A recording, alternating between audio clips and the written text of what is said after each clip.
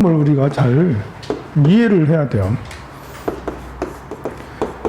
마음을 이해를 잘 해야지 깨달음도 얻을 수 있고, 뭐 더 지혜로울 수도 있고, 더 자비로울 수도 있고, 그런데요.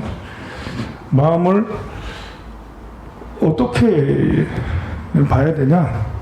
마음에는 108개가 서로 모여있다라고. 그 마음은 하나다. 이것이 하나다. 이렇게 할 게 아니고요. 마음은 여러 개가 모여져 있는 거야. 자, 몸은 눈, 귀, 코, 입, 혀 이런 게 모여있죠. 오장육부가 모여져 있어 몸을 이루어요. 그게 우리 몸이잖아요. 그래서 위가 고장났을 때 위에 이걸 약을 취하고, 머리가 아플 때는 머리 개보리를 먹고, 뭐 어디 다쳤을 때는 후시딘을 바르고 뭐 이런 거잖아요. 그런 것처럼 신체에 거기에 맞게 이제 약을 쓰는 것처럼 마음도 몸이 10조 개의 세포로 이루어진 것처럼 마음도 수많은 것들이 서로 모여져 있는 거예요. 이걸 보고 온이라고 해요. 온, 쌓일 온자. 온. 5개, 대표적으로 5개가 쌓여져 있다. 색온, 수온, 상온, 행온, 식온. 색, 수, 상, 행, 식온으로 이루어졌다. 이게 몸과 마음이 이렇게 이루어졌다라는 건데요.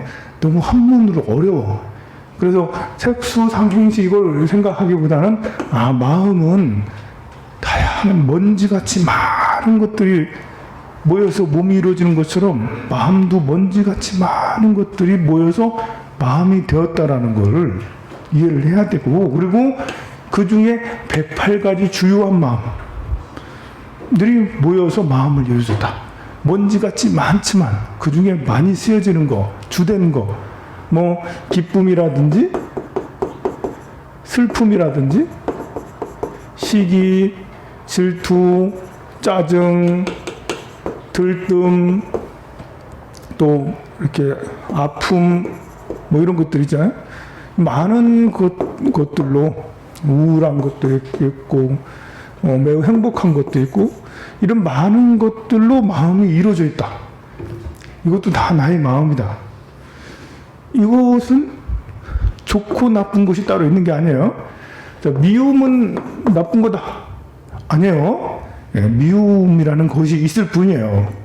사랑은 좋은 거다? 아니, 사랑이란 것이 있을 뿐이라고. 우리 원한이라고. 원한은 나쁜 거다. 아니, 나 원한이란 게 있다고.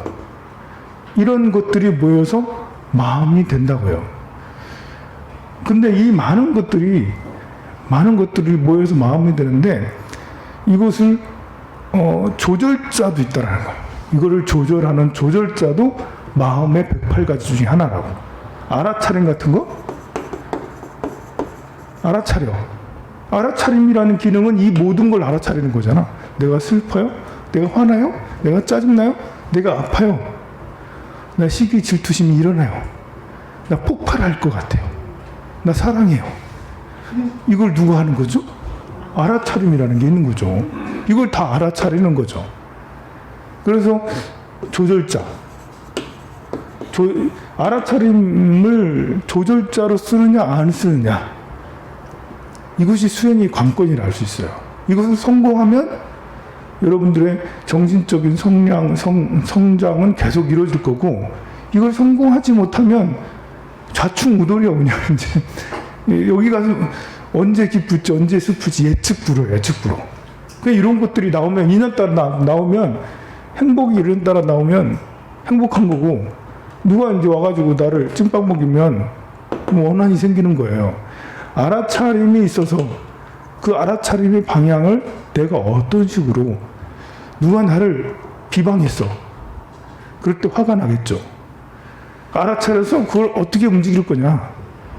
또 이제 원한, 원결, 슬픔, 기쁨, 사랑, 미움, 이런 것들에 대한 태도를 어떻게 취할 거냐는, 이 알아차림이 있고 난 뒤에, 알아차림이 있어야지 내가 거기에 대한 태도, 거기에 대한 관점, 거기에 대한 이해, 정견, 올바른 견해가 있는 거죠.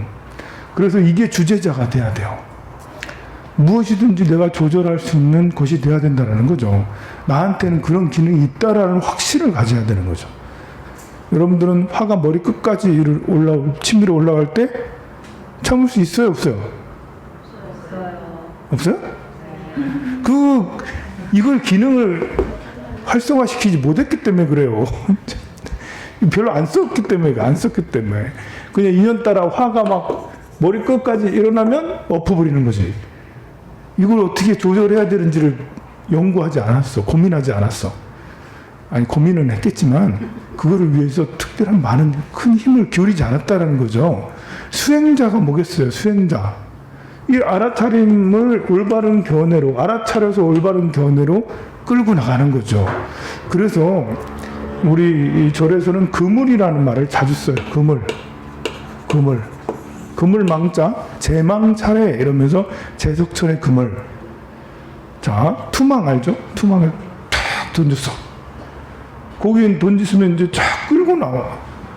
이 많은 물고기들, 투망이 넓은 투망이 있어요. 그걸 딱 하나로, 한 점으로 탁 끌고 오잖아요. 그거예요, 그거. 알아차림. 이걸 정견으로 쫙 끌고 오면 108개가 저절로 다 따라와요. 이 원리를 이해해야 돼. 굉장히 제일 중요한 거죠, 어찌 보면. 여러분들은 투망을 던질 생각을 하지 않았던 거지. 거기에 투망을 던져서 하나 쫙 갖고 온다는 이 알고는 있어요, 여러분들도. 어렴풋하게 알고 있는 거를 지금 제가 콕 집어서 그렇게 하는 거예요 라고 하고 있는 거고, 여러분들은 어렴풋하게 알고 있었기 때문에 내가 얘기하기 전에는 그런가? 뭐 이랬다가 얘기를 들으니 맞아, 그런 게 있지. 알아차림이라는 게 있고, 이것은 콕 집어서 쭉 갖고 오는 게 정견. 거기다 견해니까요. 이걸 쭉 견해를 가지고 정사유, 올바른 사유를 해서 정념으로 쭉 갖고 와서 정업, 정명, 정진이 되는 거예요. 그 행동이 쭉 계속 이어서 따라서 나오는 거죠. 그러니 나의 알아차림을 일단 제일 우선 가져야죠. 하루 종일 알아차려야 된다. 아침부터 저녁 때까지 나의 마음의 파수꾼이 돼야 돼. 이 알아차림이 파수꾼이거든요. 108가지 마음들을 다 인지하는 거. 어차피 우리는 살아가긴 살아가잖아요. 이런 마음 쓰고 저 마음 쓰면 다 살아가. 그때마다 우리는 알아차리고는 있어요. 나 화났어. 나 배고파. 나 슬퍼. 나 미워. 다 하고 있잖아요. 그런데 그것을 내 것으로 알아차려서 올바른 견해로 이어갈 생각을 하지 않았던 것이죠. 그러니까 수행에는 아무 관심이 없었던 거예요. 그냥 인연 따라서 했던 거예요. 이 원리를 잘 이해를 해야 돼요. 마음에 108가지 기능이 있는데 그 기능 중에 우리가 자비라는 108가지 기능, 지혜라는 행복이라는 108가지 그 기능 중에 하나를 키우고 싶잖아요. 여러분들 지혜롭고 싶잖아요. 여러분들 행복하고 싶잖아요. 부자 되고 싶잖아요. 부자. 여기 108가지 마음 기능 중에는 부자가 되는 기능도 있고 가난하게 되는 기능도 있어요. 여러분들은 그걸 다 이루고 싶어. 미움을 갖고 싶진 않잖아. 원망을 갖고 싶진 않잖아. 하지만 우리는 원망스러울 때 원망하고 미울 때 막 미웃고 막 그러지 하잖아요. 자, 그런 많은 기능들을 중에 행복이나 지혜 이런 것들을 키우고 싶단 말입니다. 근데 키워지냐고. 나 지혜롭고 싶어. 정말 매일마다 말하죠. 부처님 앞에서도 부처님 저 지혜를 주세요. 주시나요?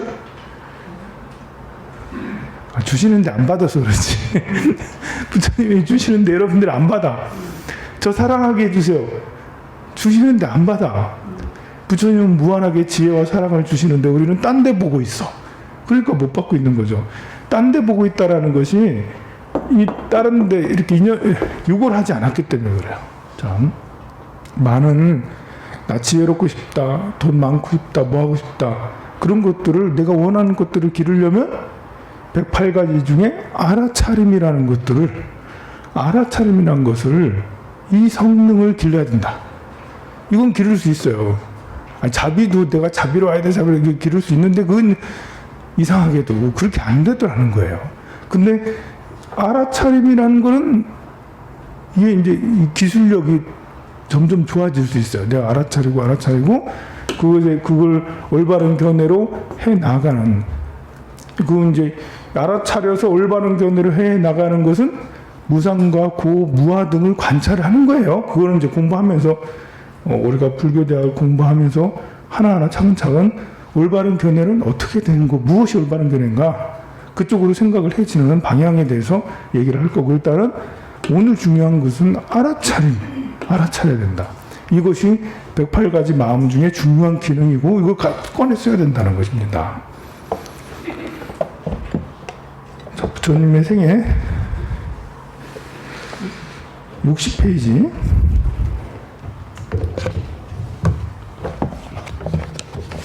자, 지금으로부터 2600여 년 전 히말라야의 인도의 히말라야 기슭의 숫도다라 왕이 다스리는 카필라입니다. 카필라와투라는 작은 공화국이 있었다. 이제 도시 국가예요. 작은 도시 국가, 조그만한. 숫도다라 왕의 부인 마야 왕비는 어느 날 하얀 코끼리가 옆으로 들어오는 태몽을 꾸었죠. 몇 달이 지난 뒤 마야 왕비는 룸비니 동산에서 근심이 없는 나무의 가지를 잡고서 아이를 낳았다. 무우수라고 그래요. 근심 없는 나무, 무우수. 무우수를 딱 잡고 아이를 낳았어요. 온 세상에서 가장 존귀한 존재이며 세상의 모든 괴로움에서 벗어나 편안하게 해주실 부처님이 태어나신 거다. 자기 왕자의 이름은 시달타. 시달타의 뜻은 모든 것을 다 이룬다 라는 뜻입니다. 시달타, 모든 것을 다 이룬다. 자, 지금부터 2600여 년 전, 2646년 전에 부처님이 인도 카필라에서 태어나셨어요. 어머니는 마야 부인이고, 태몽은 이렇게 하얀 코끼리가 뱃속으로, 허리로, 여기 옆구리로 들어오는 꿈을 꿨다. 그것이 이제 부처님, 그 백상이죠. 하얀 코끼리. 그리고 이제 이렇게 그 마야 부인이 집에서 아이를 낳지 않고 친정으로 가요. 친정으로 가다가 이 출산 예정일보다 더 빨리 아이가 낳은 거예요. 보면 출산 예정일에 맞춰서 갔을 텐데 넉넉 잡아서 한 달 전에 갔을 텐데, 그죠? 어쩌면 2달 전에 갔을 수도 있는데, 가만 보면 부처님은 이제 조산하는 거예요. 조산. 그러잖아. 왕비가 다 임박해서 가지는 않았을 거라고. 근데 가다가 룸비니 동산에서, 이게 본래 동산이 아닌데 그냥 숲이에요. 본래 숲인데 부처님 여기 났으니까 이름을 룸빈이라고 이렇게 이름을 짓게 되는 거죠. 룸빈 동산의 무수. 그냥 나무일 거예요. 나무. 그냥 지나가다가 배가 아픈데 나무를 잡고 났는데 그게 이제 나중에 이름을 무수라고 붙인 거죠. 그 부처님이 보리수 나무 밑에서 깨달음 묻었잖아요. 그 보리수 나무가 아니에요. 본래 피팔라 나무인가 그래. 본래 피팔라 나무 밑에 자리에 앉아가지고 깨달음을 얻었는데 거기서 깨달음을 얻었으니까 그래서 거기를 보리수라고 그렇게 이름을 붙인 거예요. 부처님의 지나간 행적이 이름을 명명하게 됐습니다. 2646년 전에는 이제 기원전 6세기잖아요. 기원전 6세기는 사실 나라다운 나라가 큰 제국이 이루어지지 않았을 때죠. 이제 이렇게 그 페르시아만 해도 기원전 6세기 정도는 페르시아 어느 정도 있었을 수도 있겠지만, 그래도 이게 큰 대제국이 이집트가 이렇게 이때쯤에 있었다 해도 사실 우리 역사 속에 엄청 큰 대제국이라고 하지만 그렇게 큰 제국이라 하기 어렵고, 또 중국에는 이때는 이제 기원전 6세기니까 춘추 전국시대 이전에 예, 뭐 주나라 시대, 예, 주나라, 은나라 이 정도 시대거든요. 아니나? BC 6세기니까 노자의 시대, 뭐 춘추 전국 시대 초기에 춘추 시대라고 할 수가 있겠죠. 예, 공자가 태어나기 전에 100년 전에 공자보다 한 100년 일찍 부처님이 태어나셨어요. 비슷한 시대죠. 어떻게 보면 소크라테스도 이 시대 BC 한 4세기인가요? 이때 이제 고대 이제 그리스잖아요. 그때 이제 태어나고 다 비슷하게 태어났고 그때 국가들이 만들어질 때예요. 이미 약간 큰 국가가 있었기도 했고 좀 작은 국가들이 있었고 중국의 주나라, 은나라는 좀 이제 상상 속에 좀 과대 포장된 거고 예, 춘추 전국 시대야말로 이제 이 나라들이 난립하고 나중에 진나라가 이제 통일을 해서 진시황이 통일해서 거대 제국이 중국에는 BC 2세기에 거대 제국이 된 거고 인도도 거대 제국은 가슈카 왕 그것도 2세기예요. 2세기에 인도 전체를 통일을 한 거고 그 전에 전체를 많이 통일한 걸 알렉산더 대왕이 이제 이집트하고 페르시아하고 인도 쪽 서쪽 지역까지 통일을 해서 대제국을 한 게 알렉산더 초기의 대제국이죠. 그 전에도 제국이 뭐 있었겠지만 바빌로니아 뭐 저쪽 이렇게 있지만 그래도 큰 제국이라 하기는 어렵고 처음으로 아주 완벽하고 큰 제국이라면 알렉산더 페르시아를 무너뜨리고 이렇게 했던 알렉산더라 알겠죠? 그 비슷한 시기 알렉산더는 이렇게 진시황보다 한 100년 정도 100년에서 150년 정도 앞선 때 있어요. 근데 이게 왜 이렇게 시기가 동서양이 비슷하게 전개가 됐나? 너무 신기한 게 참 많아요. 보면 동서양이 비슷하게 막 움직여가. 그것이 가만 생각해 보면 왜 그러냐면 이 유목의 시절 이제 우리가 이제 그 아프리카 호모사피엔스로 시작을 해서 계속해서 이제 인류가 이제 퍼져나가서 네안데르탈인을 멸종을 시키고 우리 호모사피엔스가 세계에서 유일한 인간의 종으로 이제 지금이 됐잖아요. 인간의 종은 오스트랄로피테쿠스 유인원부터 해서 오스트랄로피테쿠스 이렇게 쭉 이어지는데 최고 마지막 남은 게 호모사피엔스예요. 그리고 마지막까지 경합해서 호모사피엔스랑 경합한 건 네안데르탈인이 경합을 했죠. 근데 네안데르탈인이 멸종이 되고 우리 호모사피엔스가 했는데 이제 기원이 아프리카에서 기원됐다고. 우리 모두 다 쭉 타고 올라가면 족보를 쭉 타고 올라가면 아프리카 어딘가에서 이제 나왔다는 거죠.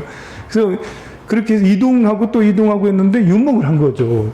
체력을 하신 분 이제 체력 생활을 한 거죠. 고기 이제 물에서 잡아먹고 이제 그 사냥과 수집, 체력 이런 것들을 했는데 그러다가 BC 한 7세기 정도 이때부터 우리는 BC 7세기 전 만년, 만천년 뭐 이 정도 전에 기원전 한 10,000년 정도 전에 무엇을 하게 되냐면 이때부터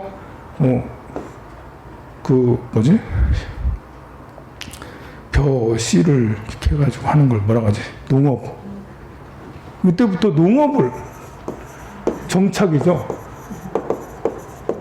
뭘 농업을 했다, 씨를 뿌리고 거두고 했다는 건 정착이거든요. 정착을 하기 시작한 거예요. 10,000년에서 11,000년 사이 기원전. 그 전에는 계속 이동을 했던 거예요. 그래서 거기 아프리카부터 해서 유라시아까지, 심지어 이제 남북 아메리카까지 다 이제 호모사피엔스가 다 퍼지고 있잖아요. 보면. 그러니까, 초원지대에서 우리가 유목을 하던 그런 거에서 정착을 해서 실제로 농사를 짓게 된 거죠. 근데 농사 짓는 기술이 점점 발전을 하게 돼. 왜냐면 기구를 이용을 하니까 우리는 호모사피엔스가 네안데르탈인이 신체적 조건이 더 좋아요. 네안데르탈인이 이렇게 통뼈예요, 통뼈. 뼈가 통뼈, 힘이 세. 그래 한 방 맞으면 우리는 꼭 이렇게 죽거든요. 근데 네안데르탈인보다 호모사피엔스가 더 뛰어난 거는 힘이 세서 그런 게 아니라 도구를 사용하는데 호모 엘렉투스적 기능이 더 상향된 거예요. 기능을 더 잘 쓸 수 있는 거예요. 기구를 더 잘 이용한다라는 거예요. 쉽게 말해서 머리가 돌아간다. 네안데르탈 머리가 잘 안 돌아가. 그리고 네안데르탈이 IQ는 더 좋다고 한 것 같았어요. 근데 결정적으로 호모사피엔스가 네안데르탈을 멸종시킨 것은 호모사피엔스는 함께 할 줄 안다는 거예요. 네안데르탈은 한두 명만, 지들끼리만, 내가 힘이 세니까 내 맘대로, 완전 내 맘대로 협동을 잘 못하는데 호모사피엔스는 호랑이를 잡기 위해서, 호랑이를 혼자 있으면 피하잖아요. 호랑이를 잡기 위해서 10명, 20명 막 떼를 지어 다니면서 뭐 덫을 하기도 하고 뭘 장치를 이용하기도 해서 결국 호랑이를 이겨내잖아요. 그래서 호모사피엔스가 정착을 하게 되니까요. 그래서 씨앗을 뿌리기 시작하니까 처음에는 뭐 이렇게 제대로 농사가 됐겠습니까? 근데 이제 기구가 좋아지는 거죠. 이제 신석기잖아, 신석기. 신석기에서 청동기로 넘어가잖아. 청동기가 이렇게 나오고 하니까요. 예. 호미도 이렇게 하고 돌도 이렇게 해서 이제 그 걸음도 주게 되고 뭣도 하게 되고 이제 농사가 훨씬 이제 농사의 기술들이 더 좋아지는 거예요. 농기구가 좋아지면서. 그래서 농업 생산량이 급격히 확대가 된 게 BC 7세기, 6세기, BC 7세기에서 8세기 이쯤 돼서는 농업 생산량이 굉장히 많아진 거예요. 그러니까 잉여 생산물이 나오는 거죠. 남는 거야, 남는 거. 그전에는 우리 인류가 지금도 어려운 나라가 많지만 옛날부터 모든 동물들의 공통적인 문제는 입이에요. 입 문제를 해결해야 돼. 먹는 걸 해결하는 게 동물들의 제일 숙제잖아요. 지금 동물들 중에 사람만이 먹는 문제를 해결했어, 완전히. 완전히는 아니네. 일부 지역은 어렵고. 그런데 다른 동물들은 새나 물고기들은 먹는 것에 미쳐요. 환장해. 그리고 다른 산에 떠드는 호랑이 아무리 무서워도 사자가 먹는 것에 다 약해 보면 해결을 못하기 때문에. 그런데 놀랍게도 BC 7세기, 8세기가 되면 잉여 농산물이 남는 거야. 이제 생산량이 확대돼가지고 남아요. 남으면 또 이렇게 우리가 머리가 또 좋잖아. 서로 협동하잖아. 그래서 구워줘. 이제 없는 데를 구워줘. 그래 구워주면 뭐 그냥 구워주나요? 약속을 하고 신용이 있어야 되잖아요. 그래서 뭘로 이렇게 점토 이런 거 여기다가 기록을 해. 몇 가마 구워줬다? 얼마 이제 빌려줬다? 얼마 받았다? 뭐 이렇게 해가지고 점토판에 이렇게 해가지고 기록을 그러면서 문자가 이제 사람이 재물이라는 건 중요하잖아요. 재물은 생명하고 연결돼 있어. 내가 쌀을 얼만큼 보유하고 있느냐, 쌀을 빌려줬는데 뭐 받느냐 못 받느냐는 생명하고 연결돼 있기 때문에 점토판에 그렇게 해가지고 기록을 확실히 해서 그때부터 문자가 숫자, 문자 이런 것들이 생겨나고 잉여 농산물은 또 거래를 하면서 화폐가 그때 또 조개 껍질 뭐 이런 거 가지고 화폐도 만들고 화폐가 이제 발달하게 되고 잉여 농산물은 또 사람을 도시화하게 만들어요. 전에는 그냥 유목민이니까 여기 살다 저기 살다가 집이 없고 막 이렇게 이대로가 살다 저대로 살다 그랬는데 정착을 하면서 이제는 이렇게 잉여 농산물 창고도 만들어야 되고요. 그걸 또 팔아야 되고요. 팔아서 돈 벌잖아요. 도시화가 가능해지는 거예요. 한 곳에 밀집돼서 살 수가 있는 거야. 그래서 누구는 농사 짓고 누구는 행정을 하고 누구는 이제 무역을 하고. 전에는 그렇게 할 수가 없었어요. 같이 모여서 살 수가 입이 한계가 있잖아요. 생각을 해보세요. 흩어져서 사는 게 사실 수집 체류할 때는 그 토끼 잡아먹고 할 때는 서로 흩어져 있어야지. 모여 있으면 너무 많은 인구가 있으면 어떻게 토끼를 토끼 다 멸종돼. 근데 이제 농사를 짓게 되면서 더 농산물이 잉여 농산물이 생기면서부터는 도시화가 가능해지고 분업화가 가능해지는 거죠. 그러면서 사람들이 잔인해지는 거야. 이제부터는 동물들한테 본래 잔인했잖아요. 근데 먹을거리들이 재물이 이렇게 먹을거리 인ho 농산물이 생기니까 도시화가 진행되면서 거기서 권력자들이 생겨요. 여기 이만큼의 무리 중에 그 중에 왕이 생기는 거지. 내 말을 따르라 이러면서 사람들이 여럿 모이면 참 신기하게 누구는 언어 이렇게 기질을 가지고 누구는 언어를 하고요. 누구는 잡일을 하고요. 누구는 띵가띵가 이제 놀고요. 누구는 참견하고요. 누구는 거기서 자기 능력을 발휘하고요. 각자의 개성들이 다 이제 타고났거든요, 보면. 또 시기별로 또 다르기도 하고. 근데 이제 권력이라는 건 참 무서워요, 보면. 권력은 인성을 재물도 권력도 마찬가지로 인성을 무너뜨리거든요. 그래서 하나를 여기 20명을 내가 이제 리더야. 내 말대로 다 하거든. 저거 그 사람 저거 하세요. 그 사람 저거 하세요. 재밌거든. 그러니까 저 옆에 마을 가가지고 걔들도 내 것으로 이제 만들어. 걔들도 나의 재물로 소유물로 만들고 사람이 원래 그럼 만드는 거잖아요. 사람은 우리가 상대를 존중하고 존경하고 인간은 평등하잖아요. 근데 관이라는 것은 그렇지 않아요. 관이 있냐 없냐 뭐 관운을 따지고 그러잖아요. 관운이 있어야지 합격도 되고 승진도 되고 그래요. 보면 관운이 있어야지 여기 회장님 괜히 된 게 아니에요. 그 관운이 있기 때문에 회장하신 거예요. 보면 근데 이 관이라는 게 무서운 게 관은 수직 서열을 하는 거거든요. 누가 1등이고 누가 10등이고 권력의 양을 이렇게 나누거든요. 이게 이제 별거 아닌 것 같아도 사람의 인성을 가지고 인성은 평등한 건데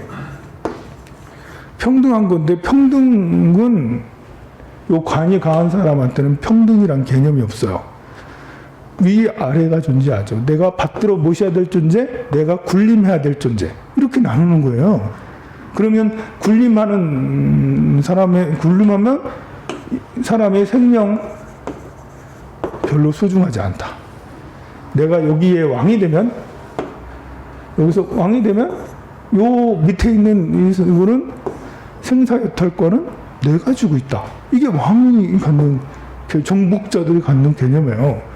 지금은 수만 년이 흐르면서 사람들이 인권 선언하고 또 뭐 이렇게 시민혁명이 일어나고 막 프랑스 대혁명 이런 것들이 일어나고 이제 영국 명예혁명 일어나고 또 이렇게 미국의 이제 독립선언 이런 것들이 있고 막 그렇게 하면서 헌법이 만들어지고 하면서 지금은 생명이 소중해요 라고 해서 환경운동도 하고 동물 이제 이런 것도 운동도 하고 막 그래서 많이 부처님 말씀처럼 점점 많이 성장했지만 그런 것이 나오기 전에는 관이 세상을 지배를 했어. 봉건국가에 왕이 세상을 지배한 거죠. 왕이. 그래서 왕 혼자 지 맘대로 생사여탈권을 가지고 있고 국민들은 그 밑에도 굴복하고 하고 그 논리는 왕은 하늘이 내린 사람이다. 아무나 왕이 되는 게 아니다. 왕의 피는 하늘에서 내렸으니 하늘에서 받은 거는 너희들은 하늘에서 안 받았잖아. 그러니까 내 말을 따르라. 너희들은 나의 아들이다. 기독교 논리하고 똑같죠. 기독교는 하느님이 왕이고 그 밑에는 신합니다. 이제 그 논리가 봉건국가 체제에 계속 그랬던 거예요. 어쨌든 인ho 농산물로 인해서 도시국가가 이제 도시가 점점 커지고 도시가 병합되고 도시국가에서 봉건국가로 나아갈 때 이때 신기하게 추구의 시대라고 독일의 어느 철학자가 그렇게 얘기했어요. 추구의 시대다. 축이라는 것이 지축같이 기준이잖아요. 정신 문화적인 기준이 이때 세워졌다. 물론 그 기준은 제2의 다음의 추구의 시대가 아직 오지 않았어요.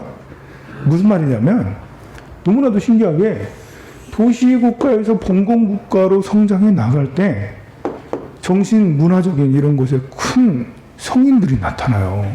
바로 붓다가 이때쯤 나타나죠. BC 6세기에 나타나죠. 그리고 춘추 전국시대 공자를 비롯한 무슨 자들 그때 2600년 전에 5500년 전에 이들이 나온 사상 철학 이것을 뛰어넘었냐? 아직 뛰어넘지 못했어요. 이 틀 안에 지금 있는 거죠. 이 틀 안에.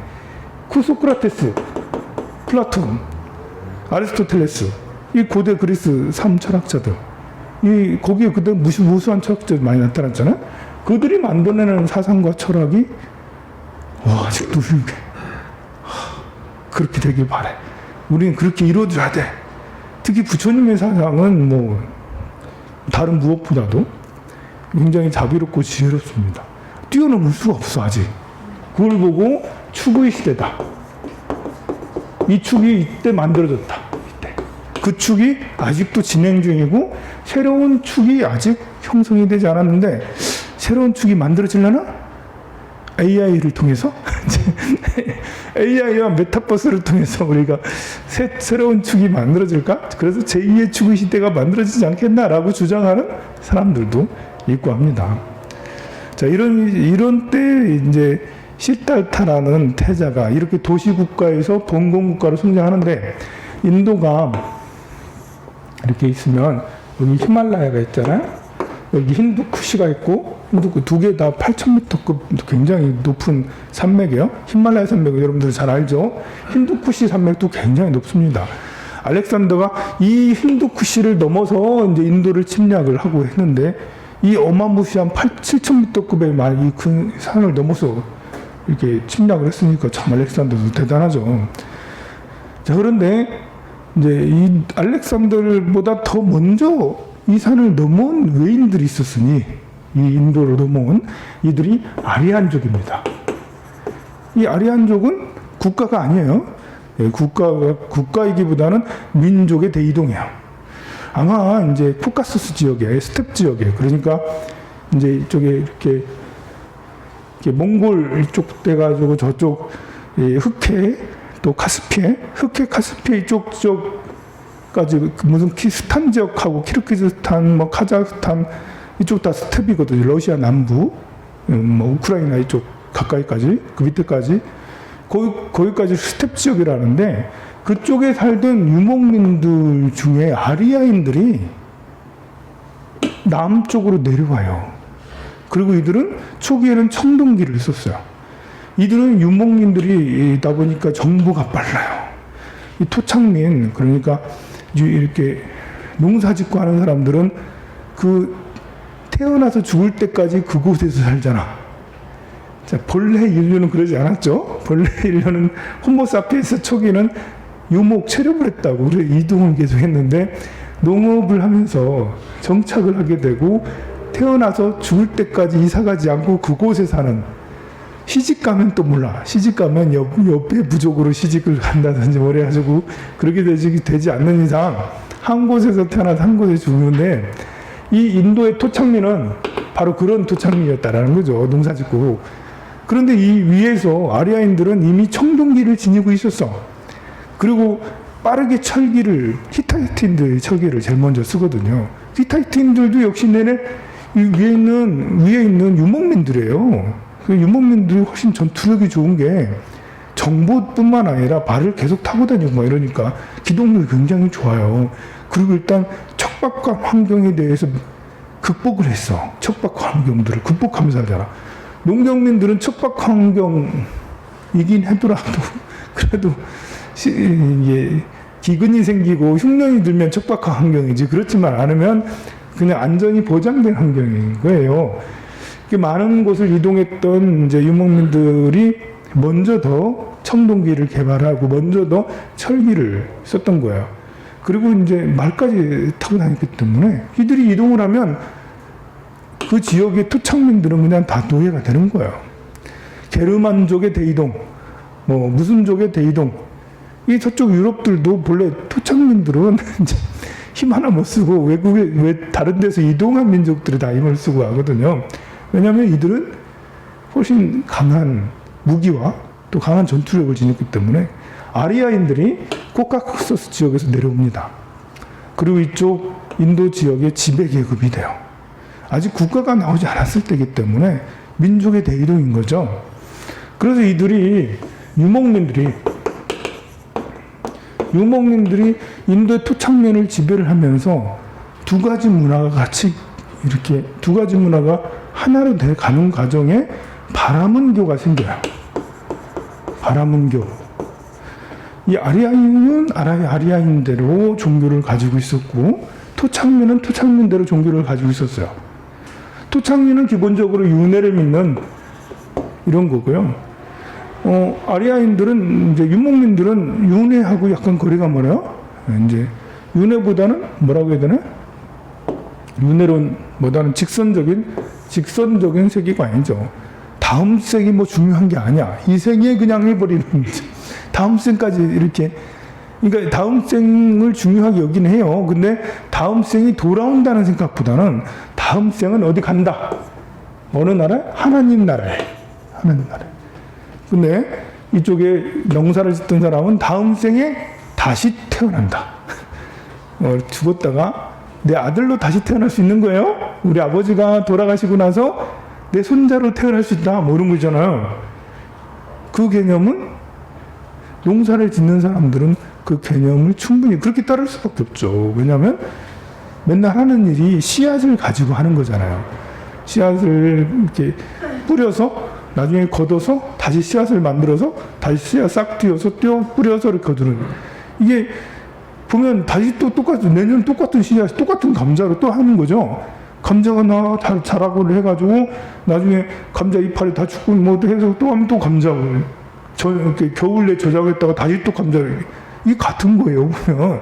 그래서 토착민들은 윤회를 믿기가 더 좋고요. 믿기가 쉽고 이렇게 될 수밖에 없고요. 유목민들은 그게 아니잖아. 풀을 뜯으러 이쪽 지역에서 저쪽 지역으로 말을 먹이고 양을 먹이러 다니고 그러거든요. 내년에 거기 자리에 또 오기보다는 몇 년 후에 그 자리에 올 수 있죠. 내년에 그것도 하지 않아요. 그 넓은 초원 지역에 몇 년 다니다가 어쩌다 이렇게 또 다시 오는 겁니다. 그래서 이들은 내가 죽으면 사후도 중요하니까.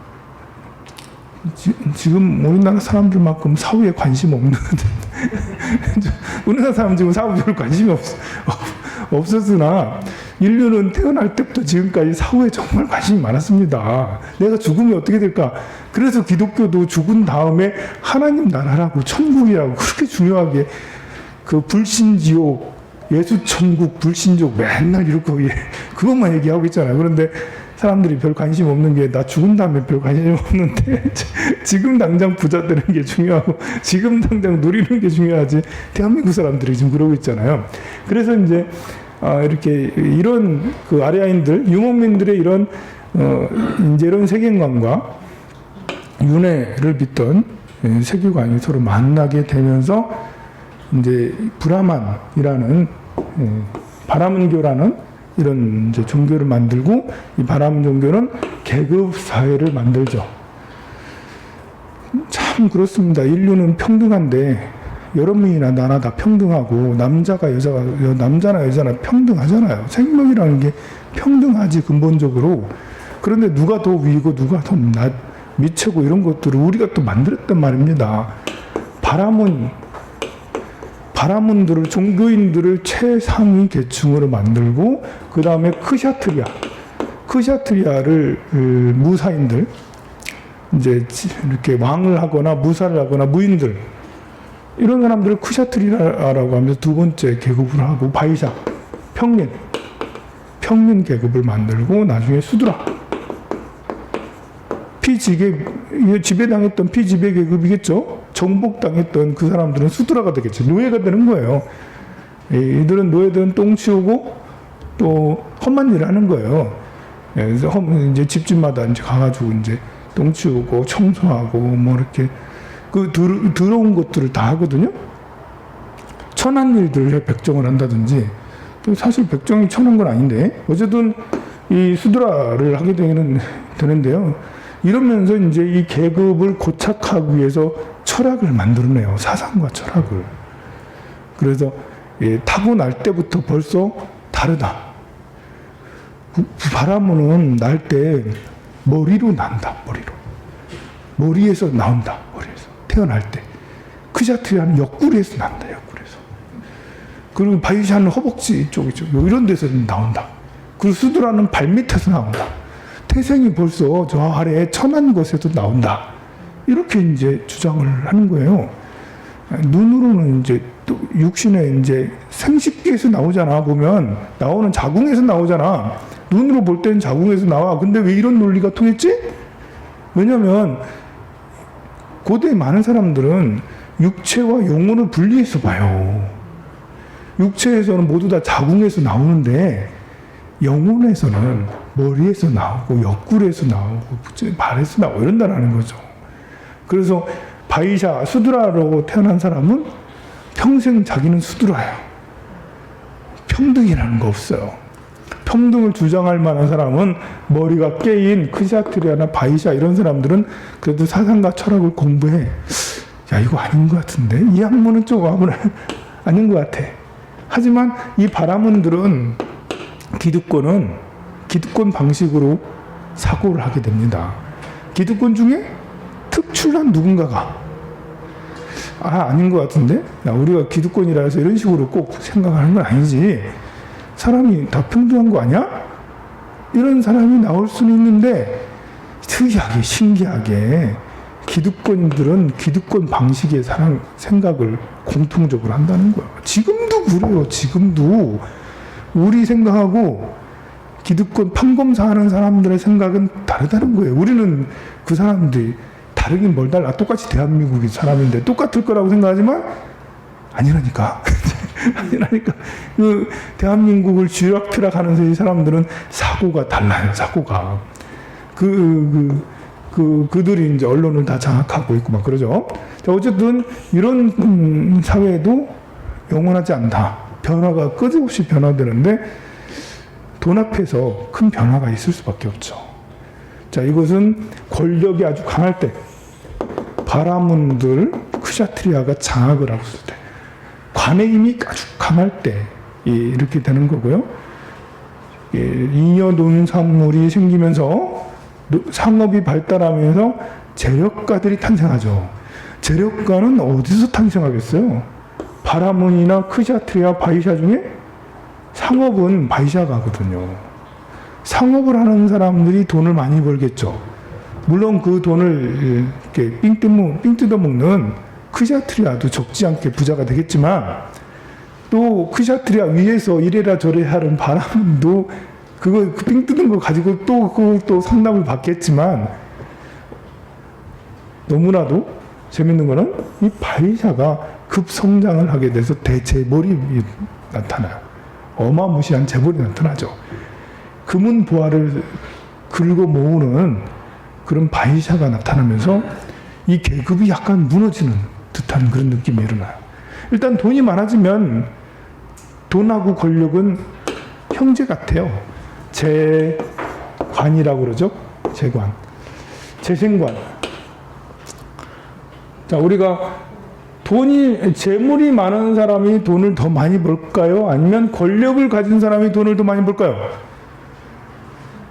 물론 이제 질문이 좀 잘못되긴 했어요. 근데 재관 어느 것이 더 부자냐?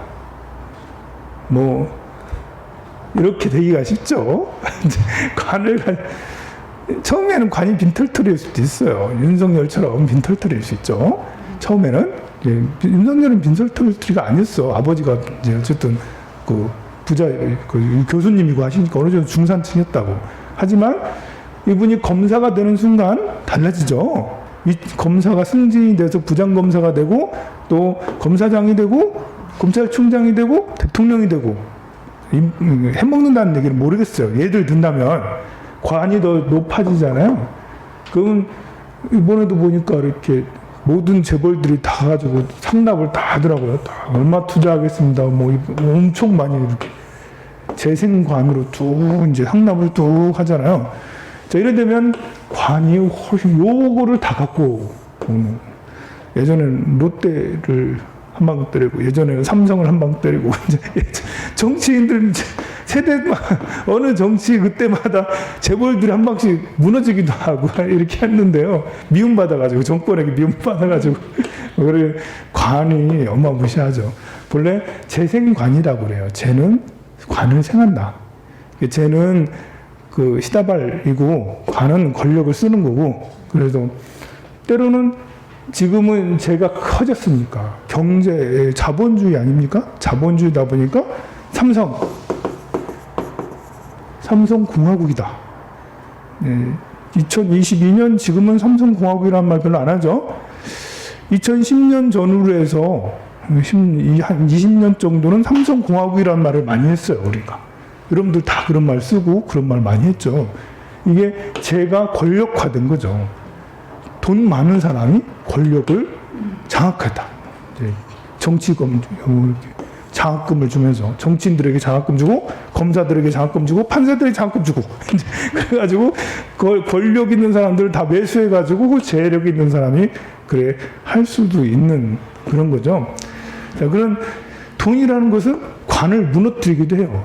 때로는 본래는 재물이 관을 생각하기도 하지만 바이샤가 첫 번째, 두 번째가 아니라 저 천대받던 세 번째 그룹 중에 재벌이 나타나는 거예요.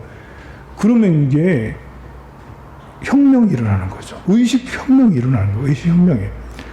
자, 여기에서 관을 가진 브라만, 크샤트리아하고, 자, 바라문하고 크샤트리아가 지배하던 시절은 혁명이 일어나기 어렵습니다. 왜냐하면 해오던 대로 하면 되니까. 근데 바이샤가 성장을 해서 바라몬이나 크샤트리아 쟤들 별거 아니네? 이래 되는 거예요. 이게 돈이 많아지니까 이거 별거 아니네? 이러면 혁명이 일어나게 되는 거죠. 의식혁명이 일어나요. 사회적인 혁명이 일어나죠. 그때 그래서 이 시대에 부처님이 탄생하게 된 거예요. 이 시대. 부처님은 딱 물 좋은 때 딱 태어나신 거예요. 지금 2022년 대한민국에는 성인이 태어날 수 있을까? 이게 여건도 참 중요한 거예요. 이러한 여건들 사이에서 붓다가 태어나. 이때 붓다 딱 태어나니까 이미 많은 혁명들이 일어나고 있었어요. 그러니까 62종의 외도들, 62견이라고 해서 62종의 철학자들, 많은 철학자들이 난립하고, 그러니까 부처님하고 이 쌍벽을 이루는 많은 철학자들이 우후죽순처럼 나타났다는 것이죠. 그러면 부처님은 그 사이에 성장한 분이에요. 그 많은 종교인들, 많은 철학자들 사이에 성장해서 대권을 거머쥐었죠. 이제 다 무너뜨리고 붓다가 이제 부처님이 인도에서 대권을 이제 차지해서 쭉 지금에 이르러서 아직도 우리는 부처님의 사상을 존경하고 제일이다. 이것보다 더 나은 사상이 없다 하고 추구의 시대, 아직도 추구의 시대에 살고 있습니다. 좀 쉬었다 하도록 하겠습니다.